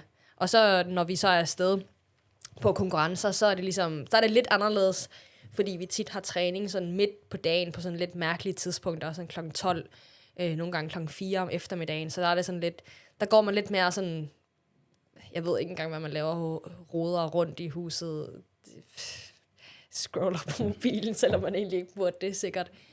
Måske løber en tur om morgenen, og så tager man hen til stadion der, når der nu er officiel træning, tester løjpen, tester ski, tjekker skydebanen ud, finder ud af, hvad for en vind der er, og ligesom gør sig klar til den konkurrence, der nu er. Og så er man et sted i en uge ad gangen, cirka. Det kommer lidt an på. Nogle gange er der dobbelt uger. Og så er der tit, i World Cup, så er der tit sprint og jagtstart, eller individuel, er der også nogle gange, eller sprint, og så single mix stafet. Det er den eneste stafet, vi kan gå, fordi vi har ikke så mange løbere. Og så i World Cup, som sagt, flere konkurrencer, der er vi kvalificeret til at gå alle de der jagtstarter og fællesstarter og det der nu er, så der er der måske 3 eller 4 konkurrencer på en uge. Og så rejser man videre til det næste sted, og hele forfra tjekker løjpen ud og alt der nu er. Ja. Som professionel atlet, ved I, har I noget bestemt mad, I skal have? Eller? Altså, jeg tror sådan stort set, at vi spiser ret normalt. Altså, det er ikke fordi, jeg har en diætist, der fortæller mig, så mange kalorier skal du spise, eller sådan noget.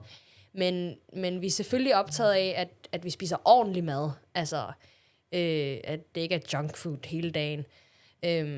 Men det, der sådan er måske den største forskel fra os og normale mennesker, det er, at vi spiser ret meget kulhydrater, fordi det er den bedste måde at få hurtig energi på.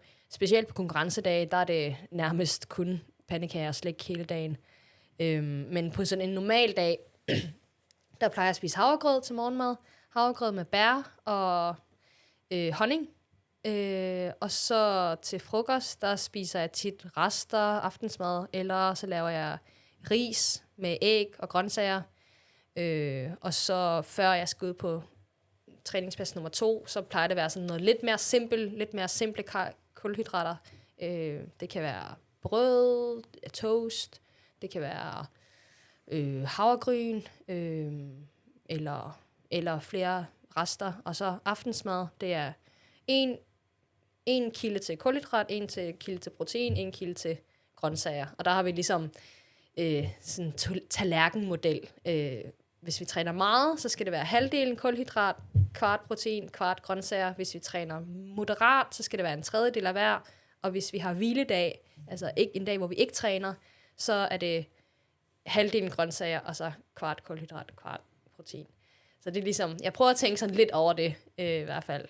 Men, og så er det der med, at opretholde en eller anden sådan hyppighed på måltiderne, at man ikke sådan kun spiser morgenmad, frokost, aftensmad, that's it. Det er ligesom, det er morgenmad, så er der frokost nummer 1, frokost nummer 2, aftensmad, og så lige før man skal gå i seng, så er der også et eller andet. Og så er vi måske det vigtigste, når man træner meget, det er, at den mad, man spiser før, under og efter træning. Og det er kulhydrater. Simple kulhydrater. Så vi har sådan en tommelfingerregel. Over 1 time, der skal man altid have drikke og mad med. Og der er det 30-60 gram kulhydrater i timen, og det tilsvarer, jeg tror, 1 drikkebælte, der har vi 1 liter med, og der er der 3 scoops, og hvor meget er det? Jeg tror, det er 40 gram. Så i tillæg til det drikkebælte, så skal vi også have en bar, eller jeg plejer at have banan med, fordi det er den perfekte sammensætning af simple carbs. Ellers så har jeg rosiner, eller nødder, eller bare sådan gel, eller en sådan energibar. Og så lige efter jeg er færdig med træning, hvis jeg skal køre hjem, så bliver jeg nødt til at have et eller andet hurtigt. Så har jeg en yoghurt, eller en proteinbar, eller noget brød med, eller et eller andet. Men hvis jeg er hjemme, eller hvis jeg bare kan gå ind ad døren, så er det bare med at få lavet noget frokost lige med det samme. Så det er sådan set det, altså sådan sportsernæringsmæssigt. Og så er det så lidt, hvis jeg for eksempel træner intervaller, så er det endnu mere kulhydrater. Så det det handler om, vi spiser meget slik. Folk tror, at vi spiser sundt hele tiden, men slik er det sundeste, du kan spise undervejs på et træningspas. Ja. Som hun siger, det er sådan set det. Ja, det er sådan set det. Simpelt forklaret. Ja. Det er så forskel med en professionel atlet og mig. I mit første 1000 kilometer spiser jeg meget tørfisk. Altså frokost? Nej, ikke frokost. Morgenmad? Nej, lunch. Nå. Frokost? Frokost. Tager jeg ud til en anden mad. En lille restaurant og spise suppe der. Men om morgenen, mit første 1000 kilometer om morgenen, før arbejdet, startede jeg med at løbe, 6:30, nej, 6:00, deromkring, tror jeg, det var. Så begynder jeg bare at løbe, indtil jeg når halvvejs, men sådan set 8 kilometer til 12 kilometer, det er deromkring, jeg først spiser 1 appelsin. Og så løb resten. 20 kilometer på 1 appelsin. Ja, og efter arbejde, så skal jeg bare løbe igen. Det var ikke Tror du, sjovt. der er en grund til, at du blev skadet? I den der første 1000 kilometer var jeg ikke skadet. Okay. Anden der tog jeg mere seriøst. Ja. Jeg tog det mere seriøst. Jeg spiser mere ordentligt. Ja. Jeg havde en madplan, og jeg ved, hvad jeg skal gøre. Det er der, jeg fik skade. Nå, okay, shit. Ja. Da jeg havde ingen madplaner og var sådan set ligeglad, der var jeg ikke skadet. Ja. Men sidste år fik jeg meget skade. Det er bare fordi, der er kommet en ny sne. Altså, den var jeg tog. Det var den første kilometer. Det var opvarmning. Og den nye sne ligger der meget ujævn vej. Og så trådte jeg meget forkert i den anden ben. Og så i den anden ben. Ej, shit. Så jeg fik skade i begge ben. Ja. Og så tog jeg til fysio den næste dag, tror jeg, det var. Eller 2 dage efter. Så holdt jeg pause i 3 dage. Og så blev jeg nødt til at løbe igen. Det er forfærdeligt. Ja, det er forfærdeligt at være skadet. Mine ben var meget stive. Ja. Det er jo bok. Ja. Men altså, det er ligesom... Alle i gåsetegn kan træne meget. Altså, hvem som helst kan tage ud og bare løbe og blive ved med at løbe. Men det, der er svært, det er at undgå at blive skadet og syg og overtrænet. Og det er ligesom der, alle de der restitution, recovery-teknikker, mad, begynder at blive vigtigt. Søvn, hvile, udstrækning. lade være med at træne for meget med det samme, ligesom bygge det op. Ja. Ja. Men det er det, der er svært, og det er der, jeg føler, at man,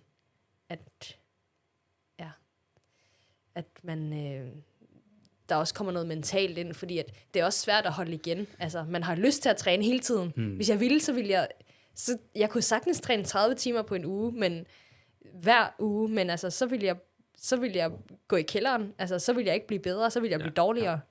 Så. Jeg startede ikke bare sådan til at bare med et løb. Jeg trænede 4 måneder op til det.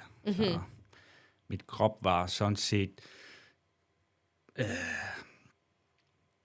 i grænsen. Ja. Den var klar i grænsen, men den var ikke over, men den var lige i grænsen. Men min psykisk var overhovedet ikke klar. Okay. Det var jeg ikke forberedt. Ja. Jeg var kun forberedt til at løbe, men jeg var ikke forberedt til min psykisk. Jeg indså det den første dag. Og så bare, den første dag løb jeg 103 kilometer. Ja. Og så bare tanken, jeg kommer til at gøre det igen i morgen. Det kan jeg ikke. Jeg var totalt smadret. Shit, man. Jeg var efter flere sponsorater, og alt den forberedelse, og så bare fail den første dag. Så jeg lavede bare en ny mål, og så bare for at gøre mit mentalt stærkere. Ja. Det var mit nye mål. Men det er spændende det der, altså hvor meget det mentale faktisk har at sige. Fordi det er som du siger, man går og træner, og så kommer man til en... Var det en konkurrence, det der 103 kilometer? Nej. Nå, det var bare noget, du gjorde? Ja. Nå. Ja, det var... Jeg skulle løbe... Hvad var det nu? 113 kilometer om dagen, hvis jeg gerne opnå de mål, jeg havde sat mig ind til. Var det bare noget, du havde bestemt dig for, at du skulle gøre det der? Ja, i starten var det... Hvornår var det den første? Det var i 2020, løb jeg 600 kilometer i maj måned. 2021 løb jeg 1000 kilometer i maj måned. Og så efter 2021 sagde jeg, jeg skal ikke gøre det igen. Men næste år, 2022, maj nærmer sig. 2023, maj nærmer sig. Den tanke var stadig der, kan jeg løbe længere, kan jeg gøre det bedre.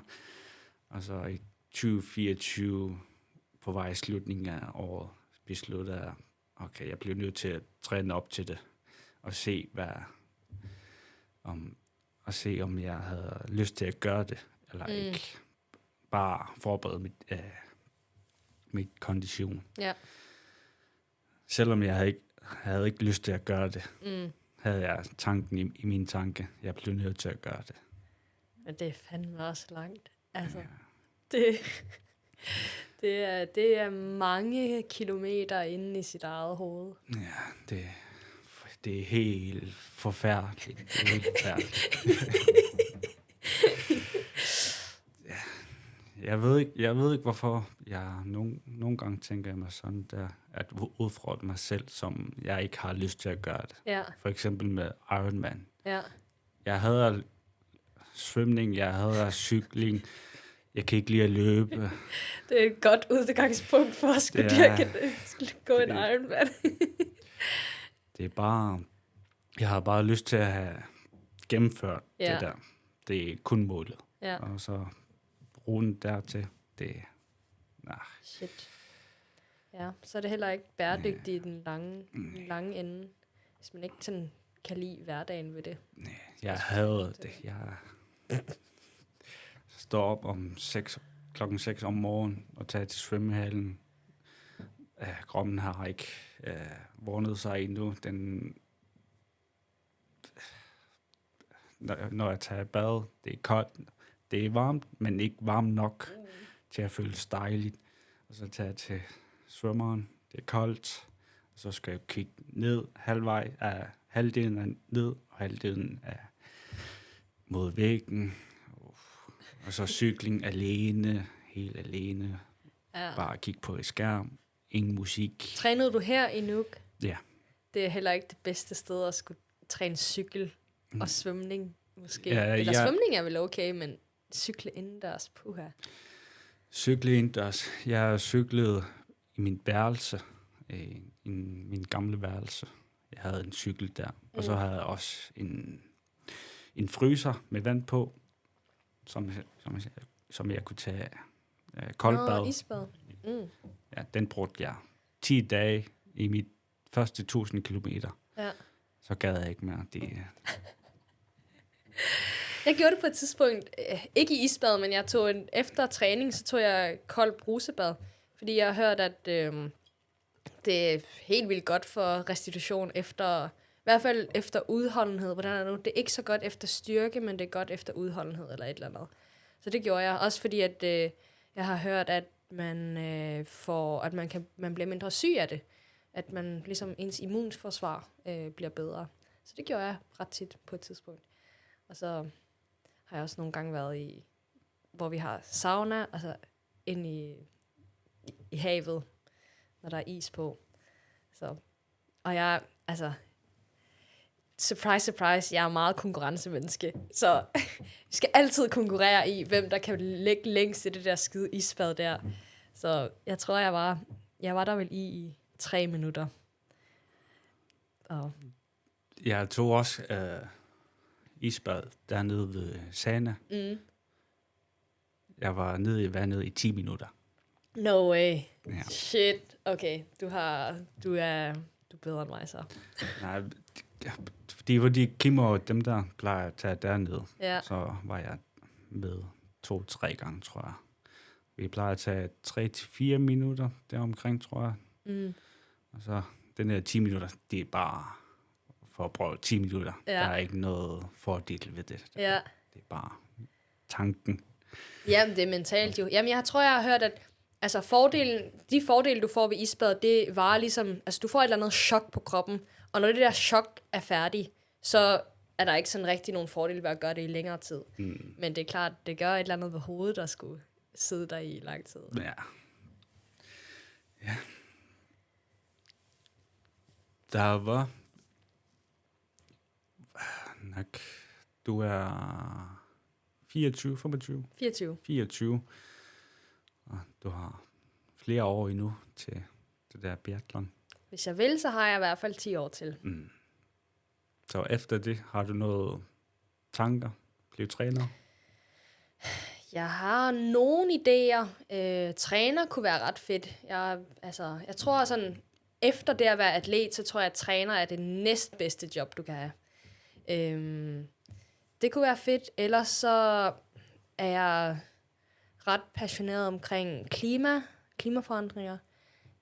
Kunne godt tænke mig at få et arbejde inden for det. Så skal jeg først have en uddannelse. Men ja, jeg har nogle projekter omkring det. Jeg er bæredygtighedsambassadør for internationale skiskydnings, altså IBU. Og ja, det kunne være, der dukkede nogle muligheder op der. Ellers så har jeg tænkt lidt på militæret. Kunne være ret fedt. Der er den der arktiske basisuddannelse her. Det virker ret fedt. Ellers, ja, hvad ellers har jeg tænkt på? Jeg kommer nok til at flytte tilbage til Grønland. Lige så snart jeg ikke har noget, og ikke nogen grund til at ligesom skulle holde mig væk. Så altså, det er her, jeg gerne vil blive gammel, tror jeg. Men ja, der er mange muligheder. Jeg prøver ikke at tænke for meget på det, fordi så bliver jeg lidt fristet til at stoppe. Men ja. Du sagde lige noget med environment. Ja. Det er sådan en rolle, som IBU har for at knytte det IBU's arbejde med fans og med andre atleter og sådan noget, så vi er ligesom deres stemme udad. Og ja, grunden til, at jeg gerne ville det, det er, at jeg har egentlig altid været ret optaget af det. Min far er uddannet geolog, så vi har altid snakket rigtig meget om klimaforandringer derhjemme, og altså, man kan jo se tydeligt, at verden ændrer sig, og som skiskytte, og så er vi jo afhængige af gode vintre, og vi kan se, at jamen, for hver eneste vinter, så bliver det dårligere og dårligere. Vi er helt afhængige af at skulle gå på kunstsne. Lige nu, så de sidste konkurrencer, vi gik, der var der 10 grader, og næsten ikke mere sne. Altså, det er sådan, man nærmest skraber asfalten med skiene. Så det er ret hårdt at ligesom se, at den sport, man elsker, er i færd med at forsvinde. Og det gør, at man ligesom har lyst til at arbejde imod og prøve at... Altså, der er ligesom 2 aspekter ved det. Det ene, det er at prøve at gøre skiskydning så bæredygtigt som muligt, fordi vi har et ansvar. Prøve at gøre vores udslip små. Det andet, det er ligesom skulle tilpasse os de forandringer, der kommer til at ske. Så det, vi ligesom har gjort, det er, vi har været med til nogle projekter gennem IBU. For eksempel så har jeg været med til en jury, der IBU har sådan bæredygtighedspriser til de forskellige, til National Federations og Organizing Committees. Så der var jeg med i juryen og ligesom var med til at diskutere, hvem der skulle vinde.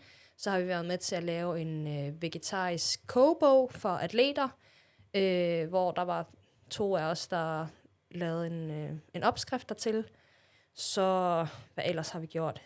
Vi er ret meget sådan ind over IBU og ligesom fortæller dem, hvad fungerer ikke.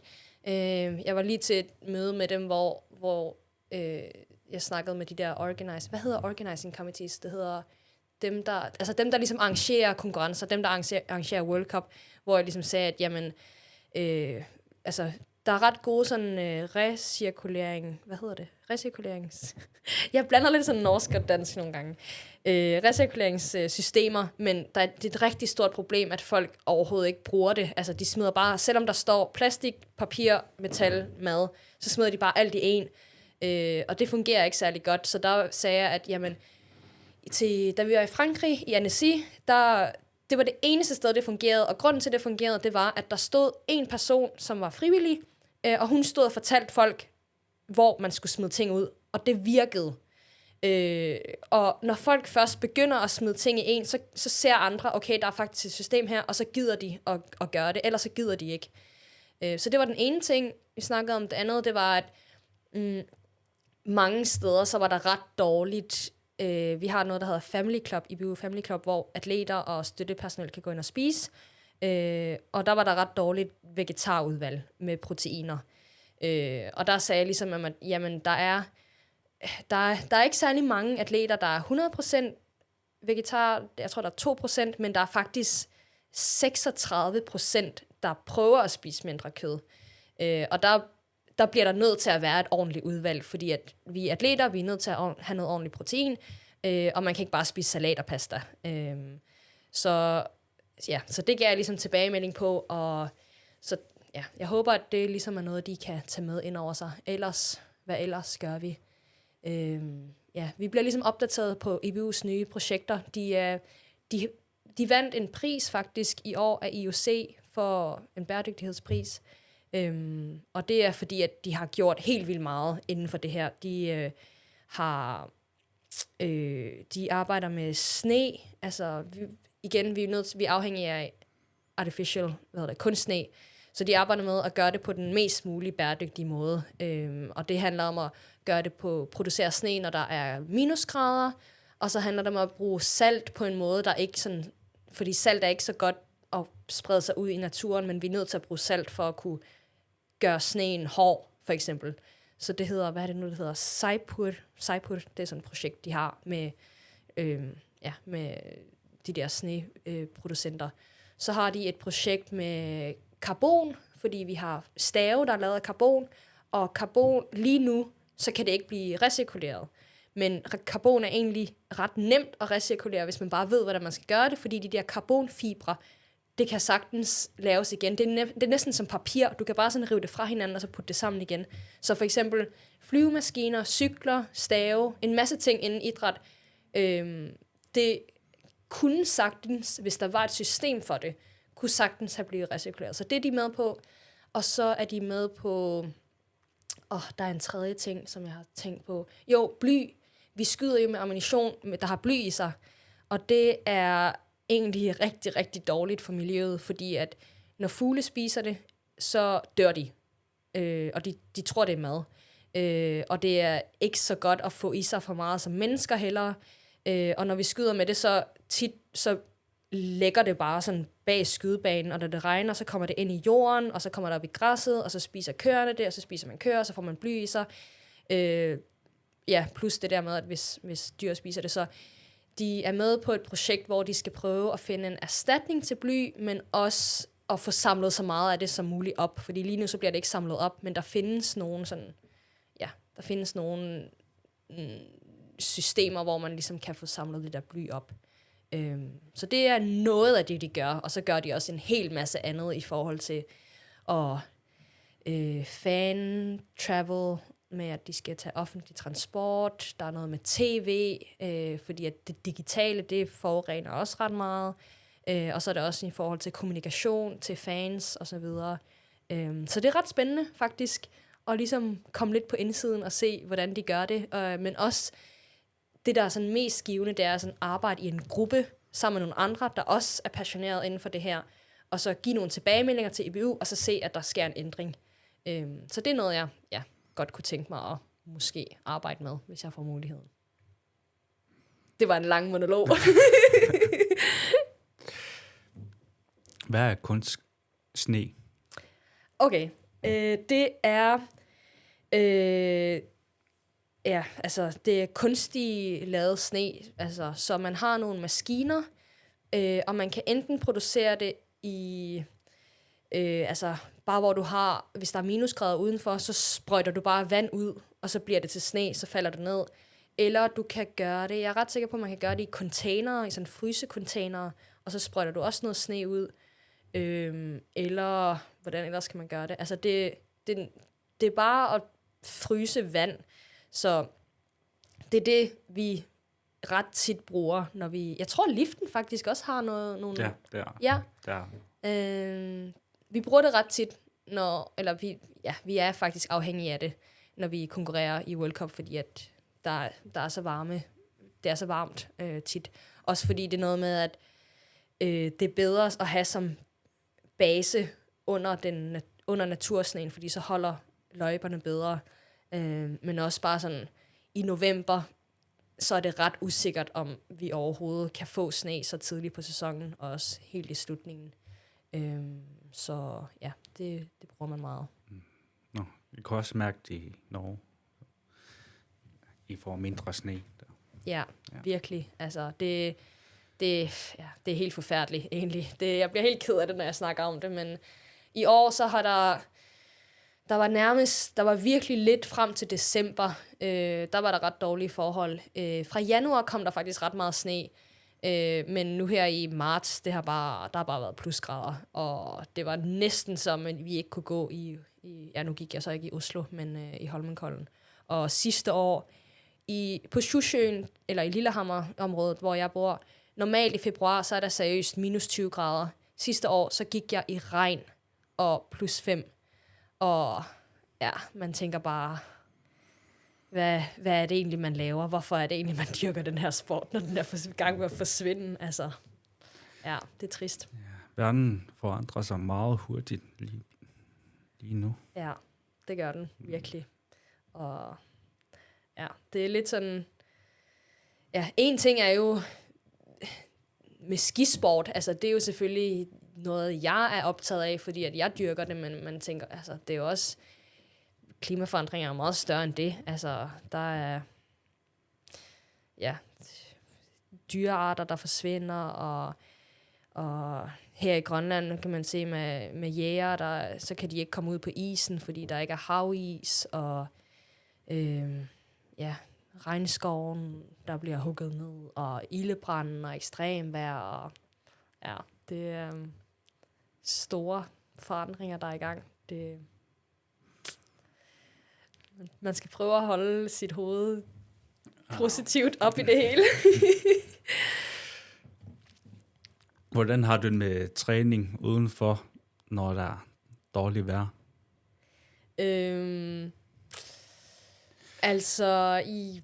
Jeg var ude her på ski her om dagen, hvor man kunne seriøst ikke se noget, fordi der var så meget vind og sne, og man kunne ikke se løjpen, så jeg kørte ud af løjpen flere gange.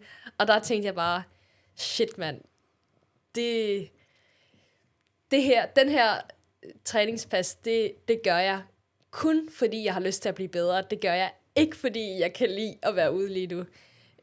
Så jeg føler egentlig, at jeg har sådan, min far han bliver ved med at sige, det her det er vindervejr. Det her det er vindervejr. Det er kun dem, der er nogle vindere, der er ude og træne lige nu. Så jeg prøver ligesom at tænke, at jamen, vi skal ud, og ja, det er bare en del af gamet. Men jeg synes altså også, det er svært i perioder. Der i oktober-november i Lillehammer, der er det bare lort at træne. Fordi at der er overskyet, så der bliver aldrig sådan helt lyst. Der regner altid. Det er koldt. Efterhånden så kommer der sådan rim eller frost på vejene, så man kan ikke gå på rulleski, og man kan ikke gå på ski. Og der skal man altså have nogle lidt sådan ydre motivationer for at kunne klare at komme sig ud. Hende der var gæst på min podcast, Louise. Hun har hun siger, jo værre, jo bedre. Ja, okay. Det er hendes mental. Jo værre, jo bedre. Ja. Men altså, jeg er lidt sådan, at jeg skal nok komme ud. Altså, jeg får gjort den træning, jeg skal gøre. Det er ikke sådan, at hvis der er dårligt vejr, så bliver jeg siddende inde. Altså, jeg gør det, jeg har planlagt. Men jeg er fan af solen. Jeg er fan af godt, altså, jeg vil være så ærlig at sige, at jeg synes, det er fedest at være ude, når der er vindstille og godt vejr. Altså, det er også en god motivation på en eller anden måde, men det er ikke sådan, at hvis der er dårligt vejr, så bliver jeg inde. Altså, jeg gør det, jeg skal. Det er mit arbejde, så ja. Der var, har du noget tanker om grønlandske atleter, som måske også vil gerne prøve noget af det der? Skiskydning? Ja. Altså, kom til luftgeværtræning. Martin Møller der kan man prøve det at træne. Ellers så, jeg tror, vi kommer til at prøve at holde et arrangement, mens vi er her nu her, GM i skiskydning. Så det må folk meget gerne komme til. Vi har ikke sådan helt fundet ud af, hvornår og alt det der endnu, fordi ja, bla bla. Men altså, ellers så, hvis man vil stå på langrend, så er det bare at tage kontakt med NSP. De er rigtig gode til at have træninger, og der er der også et miljø og nogen at træne sammen med. Så det skal man bare komme i gang med. Mm-hmm. Ja. Jeg har aldrig købt en langrendski. Jeg har ikke engang brugt den så meget. Det er stadig nye. Jeg har kun brugt den, måske under 7 dage, sådan set. Der. Ja. Men altså, løjperne er ret gode nu faktisk, og de kører tit, så det er nu, man skal komme sig ud. Det er virkelig dejligt. Ja, det er nu, jeg skal sælge den. Det er lige perfekt tidspunkt. Sådan kan man også sige det. Ja. Yes. Men der er gået over 1,5 time, jeg tror. Måske er vi på vej langsomt at stoppe. Har du noget at sige? Har du noget at fortælle? Om jeg har noget at fortælle? Der er en ting, jeg har tænkt på i forhold til idræt i Grønland, og det er, at jeg håber, at folk udveksler idéer med hinanden. Jeg håber, at man sådan på tværs af idrætte, uanset om man så dyrker fodbold, eller svømmer, eller løber, eller står på langrend, så håber jeg, at man sådan kan lære af hinanden, fordi der er ikke, altså, vi er så få mennesker i Grønland, at det er svært at ligesom få en idrætsgren til at blive særlig stor. Altså, vi har folk, der står på langrend, men i forhold til Norge, så er der er bare så sindssygt mange, der står på ski. Så man kan ligesom altid finde nogen, men det er lidt sværere her på en eller anden måde. Så jeg håber, at hvis man sådan står på ski, at man også opsøger lidt løbemiljøer. Det ved jeg også, at folk gør, men at man også ligesom, snakker med andre idrætsudøvere og prøver at få noget læring, fordi jeg tror faktisk, der er ret mange derude, der har ret meget kundskab og erfaringer og sådan noget. Men Men det skal også bruges, og det skal ud i verden. Og man kan bruge hinanden til noget godt. Mm-hmm. Det var mit budskab. Hvordan er det at bære grønlandske flag? Det er så fedt. Jeg elsker det. Jeg tror seriøst, jeg er den løber i World Cup'en, der er mest stolt af at gå med mit eget flag. Det er virkelig fedt. Og det er også bare sådan, vi har jo designet vores egen dragt. Og det, ja, jeg føler, jeg har sådan en national stolthed, når jeg går mine konkurrencer. Også fordi, at vi begynder at se mere og mere, at der faktisk er grønlandske flag på tribunen også. Der er en tysk dame, der altid har grønlandsk flag med, og hun er med til næsten alle konkurrencer. Og så er der nogle danske fans også, det er seriøst det største flag på hele tribunen. Hvis man ser World Cup i Oslo, og vi gik ikke engang, der var ingen grønlandske løbere med, fordi både mig og Sondre var syge, men det var det største flag på hele tribunen, og man ser det i hver eneste gang, nogen går over mål, så ser man det der flag der, og man bliver bare sådan, wow, så bliver man altså lidt stolt. Så det betyder meget. Ja. Der var det sådan kasi bayauna at qoyanarallassuunga qoyanarlupulartuusinnaagavit. Tak fordi du kan være med til det der podcast. Selvfølgelig. Ja, der var hvornår er det næste? Næste det er GM. Ja. Hvornår er det GM? Onsdag til søndag næste uge. Så hvad bliver det? 1. til 5. april, tror jeg. Jo. Er der forskellige slags